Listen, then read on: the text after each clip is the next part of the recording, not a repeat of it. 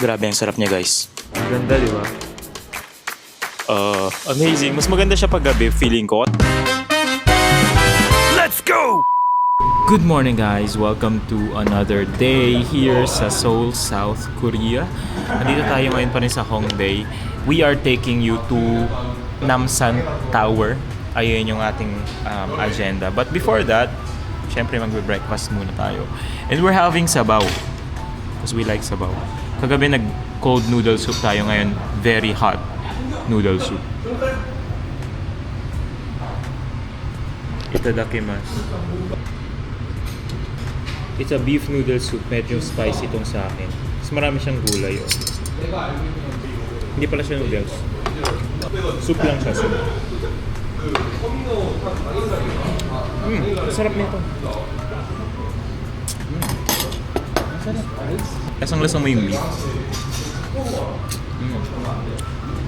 Wow! Wow!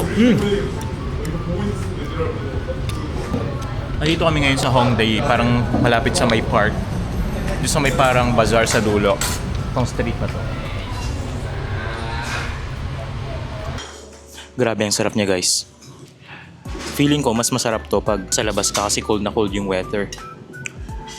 Nakaka-heal siya ng inner child.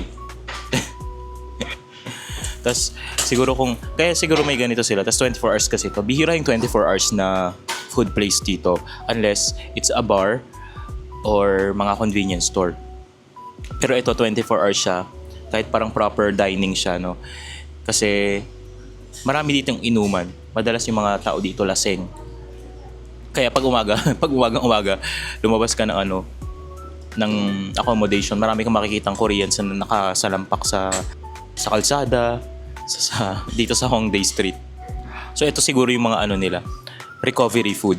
Kung meron tayong pares, goto, lugaw, ganyan, ito yung recovery food nila. Pero kahit wala kaming hangover, sobrang sarap. Worth the try.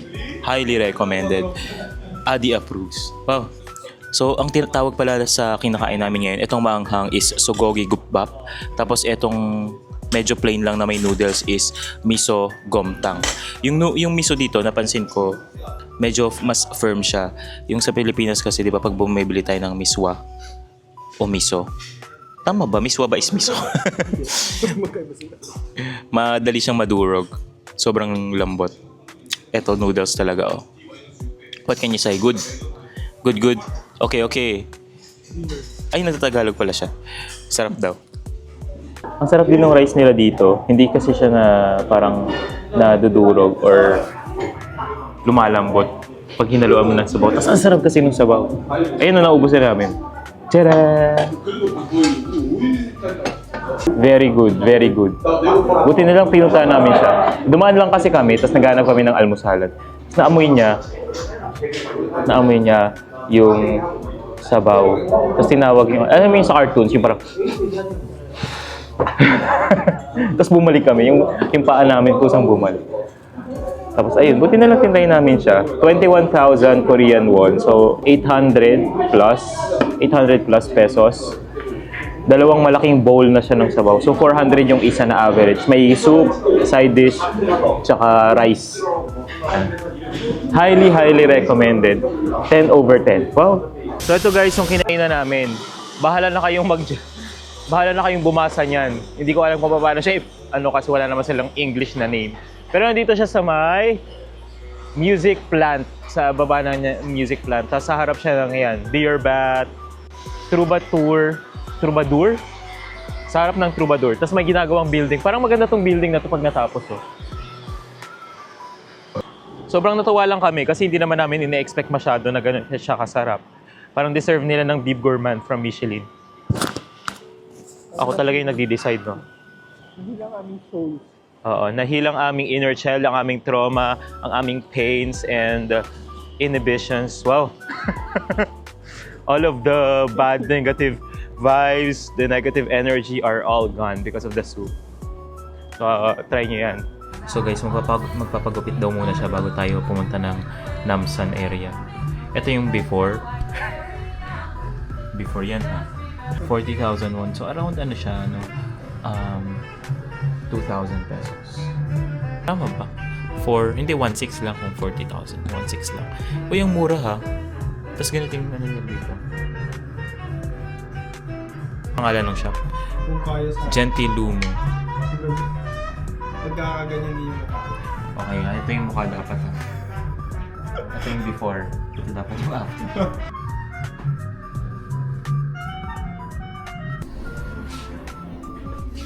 Ayun guys yung after. Okay naman siya. Pero Turn gusto ko around. sana yung shorter. Kasi hindi ko masabi yung shorter. Okay. Ito na tayo ngayon sa Namsan Tower. Take lang kami ng bus. Mga dalawang train, isang bus to go here. Meron namang iba't ibang option on how you can come up dito sa Namsan Tower. Pwede kayo mag-bus, mag-train. Ang masasuggest ko, mag-install kayo ng Naver na app kasi doon merong suggestion and accurate yung mga time, yung schedule ng mga trips ng trains and buses. So install Naver kasi yung Google hindi ganun ka reliable or accurate dito sa Seoul, South Korea. So ngayon nandito kami sa bus stop and dito pa lang, sulit na, hindi ka pa umaakit doon sa tower na yan. Ang tawag dyan, Seoul Tower daw yata. Dito pa lang, maganda na yung view. Meron ka ng city view almost 360 ng Seoul. Here is the view. Ang ganda, di ba? Parang mas maganda siguro to pag medyo pagabi na. Kasi kitang-kita mo yung city lights. Tapos meron din dito sa bus stop na cafe. Tapos may store. Babaan ng mga tao. So medyo dumadami yung tao minsan. Ngayon try naming umakyat doon. Mag-hike pa akyat. Akyat na tayo sa taas ng Seoul Tower is the called. Seoul Tower is what it's called. Tama ba? Meron siyang 360 paramedic view ng buong Seoul. Tama, anong purpose daw ng Seoul Tower? Para makita nila kung may lumulusot ng mga kalaban. Sa kanya na galing yun Check. Hindi ko alam. Para daw pang spy or para makita kung may lumulusob na kalaban. So huwag tayong umasa po na itong video ay may matututunan kayo. Para lamang po ito for entertainment purposes. 2:00 pa lang guys, pero gusto sana namin or plano namin magstay dito hanggang gabi para makita yung city lights. Ang iniisip namin ngayon kung magki-cable car kami pababa. Kasi pwede kang mag-cable car paakyat and pababa.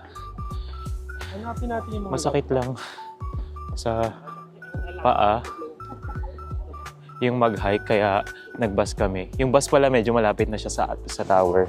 Pero pwede kayong mag-hike, pwede kayong mag-cable car, pwede rin kayong gumapang kung gusto nyo. Kunti pa lang nang nilalakad, hinihingal na naman ako. Ang suggestion ko, pag dalawa lang kayo magta-travel, yung kunin nyo kasama, magaling mag-picture. Para hindi kayo ma-imbiyarna. Na-imbiyarna kasi to Naiinis siya sa akin, hindi daw ako magaling mag-picture. Ako pa ba? Sige nga, pumunta ka nga sa IG namin. Pag-compare. Kasi nga, hindi naman ako yung kumukuha. Wait lang, nandito na tayo sa paanan ng Seoul Tower. So, meron rin pala dito mga ganang stores. Tapos, marami dito magandang photo op.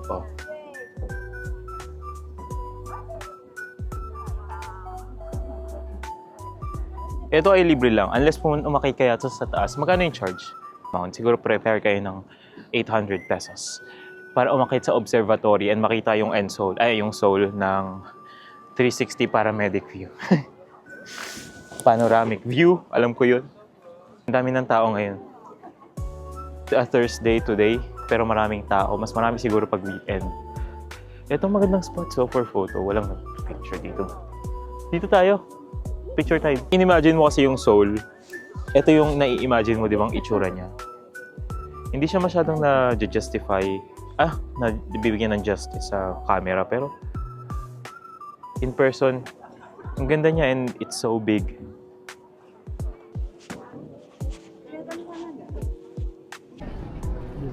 Ayan.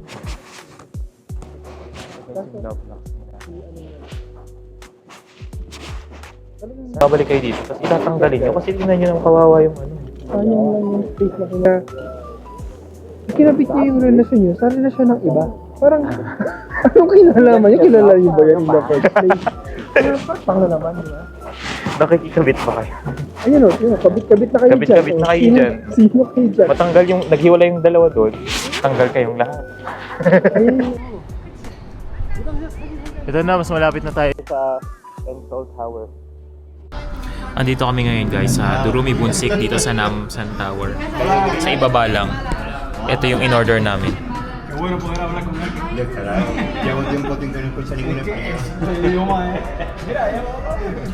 Tapos umorder din ako ng coffee sa Atusam Place for takeout. Sa Spanish latte siya. 6,000 Korean won. Ito naman is 12,500 Korean won. Tapos mag-share na lang kami. Let's eat! Masarap tong soy chicken nila guys. Tapos yung kimbap, sucks lang. Itong soy chicken, 8/10. Kimbap, 7.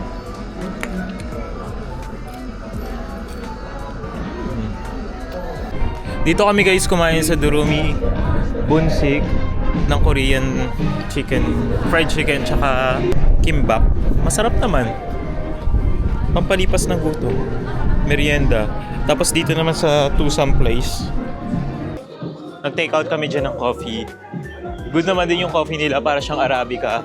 Tapos sakto lang rin yung price, 6,000 Korean won per coffee. Since nandito ka sa Namsan area, medyo pricey talaga yung mga bilihin dito.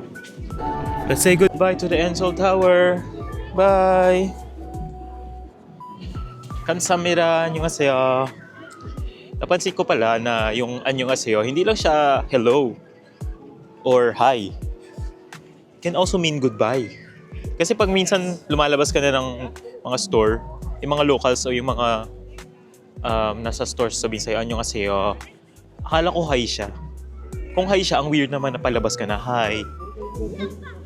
Pwede siyang bye. Or it's just, a form of greeting. Doesn't necessarily mean ending the, or starting the conversation. It's just greeting. Parang mabuhay. Mabuhay. Welcome. Tapos pag-alis na, mabuhay. Pagpawala ka na, kamatay. Ayun nga yung sinasabi natin, hindi masyadong malamig today ha. Tingnan nyo, naka 2 layers lang ako. Ay, may warmer pala ako. Pero, hindi malamig. Wow! Ganda. I'll be back. I don't know when. It's just a matter of time. Oh. So, favorite niyang country is yung Korea. So far, I can say na hindi pa ako umaalis as early as now. My new favorite country is Korea. Ang saya dito kasi, well, siguro yung weather din. Kasi ang ganda. Ang ganda ng place. Mas masaya dito kung mag-isa ka lang siguro. Feeling ko na-imagine ko na mag-isa lang ako. It's gonna be like the best trip of my life. Masaya dito kasi basta iba yung yung kalma ng lugar tsaka yung mga tao. Mas polite sila kaysa sa mga Pilipino. Polite lang sila tapos nagbi-build din sila ng connection with you. Pero yung hindi yung borderline invasive. Intrusive, invasive. Yung parang yung personal space mo. Tayong mga Pinoy kasi minsan we go overboard, di ba? Sobrang friendly natin. Lalo sa mga banyaga. Halfway between Japanese politeness and Filipino friendliness. Oh. Polite and friendly sila at the same time. Babalik na tayo na. Bababa na tayo ng Encol Tower.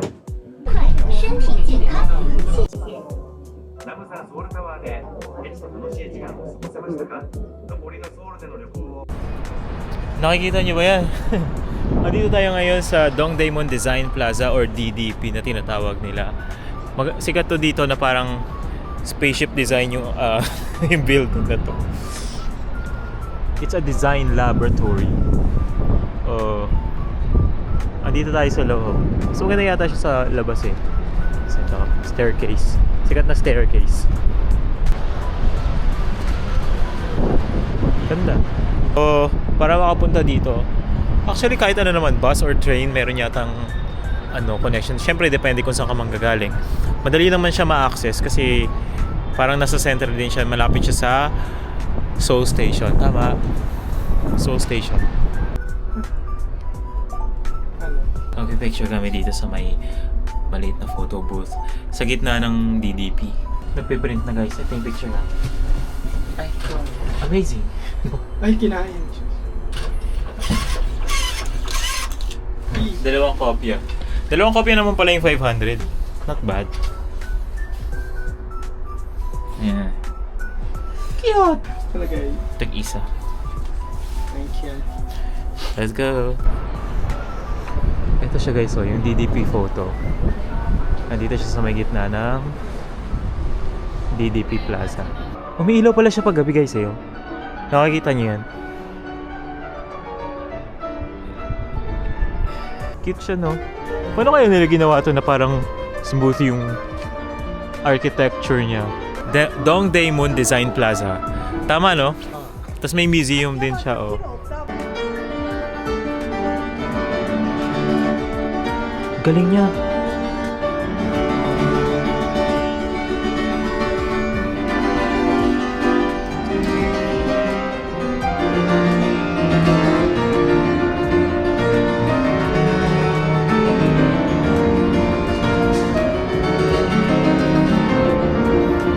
Impressive.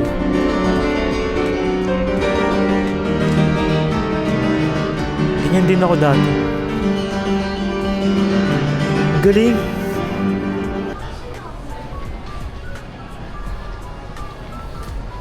Ang daming kainan. Ito guys ay nasa loob ng DDP Market. Sa baba lang rin ang plaza ng DDP. Ito yung itsura ng DDP, ng plaza paggabi. Amazing. Mas maganda siya paggabi, feeling ko, kasi sa mga ilaw-ilaw. And sobrang laki ng space dito sa DDP. Marami pang papwestuhan.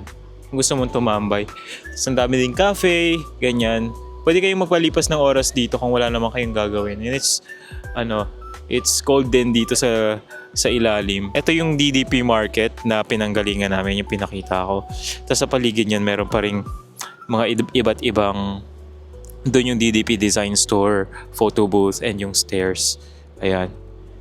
Maraming photo opportunity na spot dito. Kaya itong puno na to, maganda siya sa in-person lalo, itong puno na to. Tapos yung mga corners ng building, magandang mag-picture kasi it highlights the design of DDP. I'm gonna end the video today guys. Ang favorite part ko ng day na to is yung breakfast. Yung breakfast, yung highlight, at saka yung Namsan Tower. Thank you so much for watching this video. If you like this, please subscribe to my channel and like the video for more adventure together. Thank you. See you tomorrow. Bye.